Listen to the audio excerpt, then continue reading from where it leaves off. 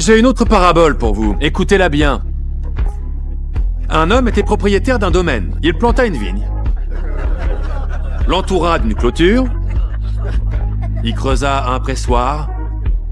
Et bâtit une tour de garde. Puis, il loua cette vigne à des vignerons. Et partit en voyage. Shalom, shalom! Shalom! Quand arriva le temps des fruits, il envoya ses serviteurs auprès des vignerons pour se faire remettre le produit de sa vigne. Mais les vignerons se saisirent des serviteurs. Frappèrent l'un, tuèrent l'autre, lapidèrent le troisième. De nouveau, le propriétaire envoya d'autres serviteurs. Mais les vignerons les traitèrent de la même façon que les premiers. Pourtant, il recommença et envoya encore un autre serviteur. Et lui, ils le lapidèrent à mort.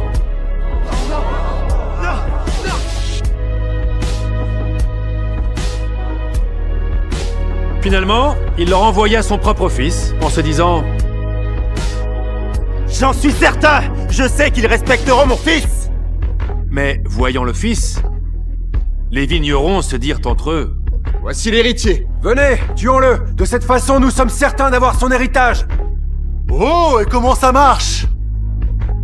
Eh bien, puisque le propriétaire est parti en voyage loin de notre pays, si on élimine l'héritier, on peut prendre le contrôle de la vigne, l'entretenir et en récolter les bénéfices.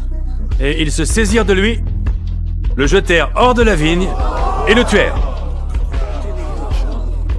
Eh bien, quand le maître de la vigne viendra, que fera-t-il à ces vignerons? Je te le demande, Samuel. Et tes amis, que disent-ils? Les gens souhaitent entendre votre réponse? Puisque c'est vous qui détenez la vérité. Il les fera périr misérablement.